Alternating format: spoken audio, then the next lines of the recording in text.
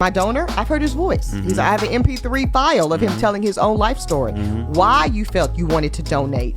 And this was important. His willingness to be contacted when my child turns 18. So when my daughter's 18 years old, if she would like to find out her paternal identity, as I wanted to do when I was 38, she doesn't even have to wait that long and go through all that rigmarole that I had to do. Hire a geneticist, hire a detective. Here is his last known address, and he is anticipating your contact. Yep.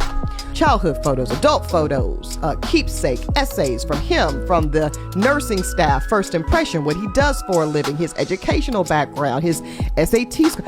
I mean, it's just a litany. So for me, it felt like a much safer choice. Yeah. It felt like a more legally astute choice. It gives me much less exposure, risk and exposure. No matter what you say and no matter how you play this, there will never, ever, ever be a substitute for a father in the home.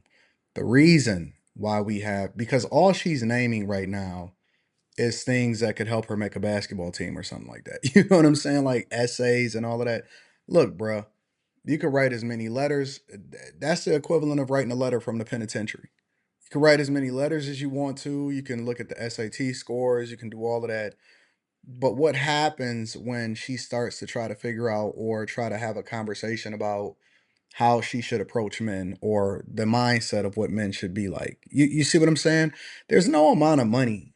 And this is why, you can sometimes even see it. It could be people that come from incredibly privileged backgrounds where, the father is not necessarily in a home, but they had a whole lot of money and a whole lot of resources. And it wasn't the kid didn't really turn out that great, or the kids, I see kids slumming it.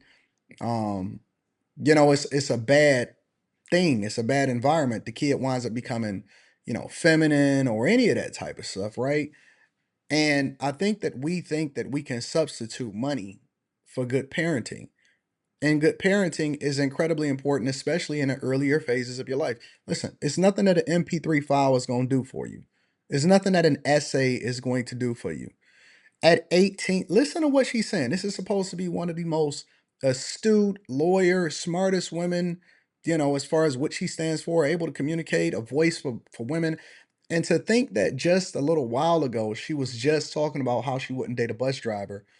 But then at the same time, she can't effectively find a person to marry her and then ultimately give her a child before, her eggs expire is crazy to me. So you telling me you able to do all of this stuff, but you're unable to find one person that meets the criteria and expectations of how great you are in order to marry and then, raise a child.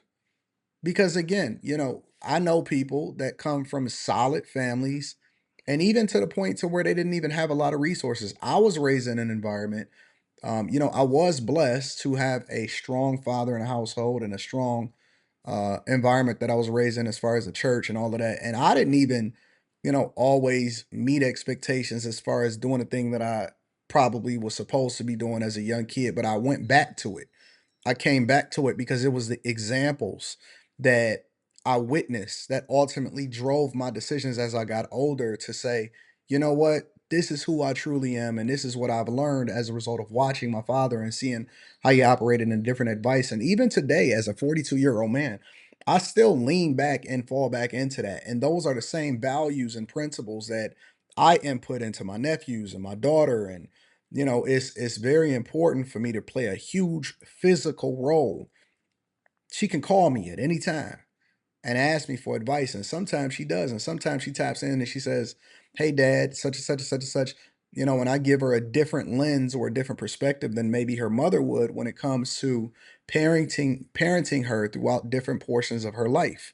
And so, statistically speaking, you always gonna have a better chance of being a much more fruitful individual with the core principles um, that you get from both parents in a household. And it's no, we trying to make this seem like, you throwing AI into the conversation. It's like, oh no, there's the SAT scores and this is the data and the statistics. No, no, no, no, fam.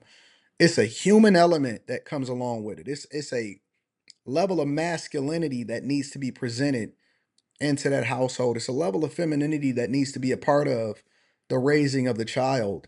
And I'm incredibly amazed at the fact that this woman is supposed to be so smart, but she gets it wrong every single time. Every single time she get it wrong. 10 times out of 10. I'm not sure that she's ever actually did a full podcast. And I mean, she was on EYL, she was on the Ayanna Van Zant. That was back when she was on the Griot before they fired everybody over there, along with Mark Lamont Hill. Um, she's done countless interviews and had countless conversations, and every single time she just wrong. I mean, loud, uh, uh very steadfast in her conversation, and wrong. I mean, could not be more wrong than any woman almost that I've seen on the internet, aside from like a Suki Hana or even Cardi B get it right occasionally. Occasionally, even Cardi B get it right, but I just never seen a woman that's supposed to be so smart, but just gets it wrong every single time. Ain't that crazy to think that they just out here? And again, listen, you're free to do whatever it is that you want to do, and that's one of the beauties of living here in America, right? But if you're going to verbalize it and having a conversation on a podcast in order to ultimately impact, influence, and entertain people about what your perspective is based off of your life choices, if you're gonna throw that into the mix, then that's full game for us to be able to criticize. And I'm not going to criticize her child or anything like that, because that's not what I do, right? I don't predict the demise or the successes. I try to largely leave children out of it. Um, you know what I'm saying? Children and people that are not content creators, we leave that out of the mix. But when people post their opinion, or when people use certain things as an example, of it, you have to take a lens, you have to take a magnifying glass to it and try to figure out, why are people doing this? We have the data, we have the statistics of what really happens when a father is not in the household. Forget the SAT score. You know what I'm saying? Forget the essays, forget the MP3 of the voice or whatever, and she can contact them past 18 years old.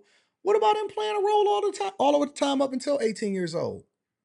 Because that is the most informative years. That is the time that you're going to be impacted the most.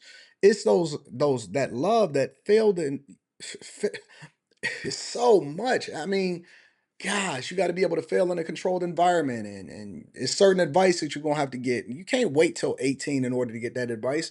Most women, a lot of women within our community even lose their virginity before they even 18 at this point.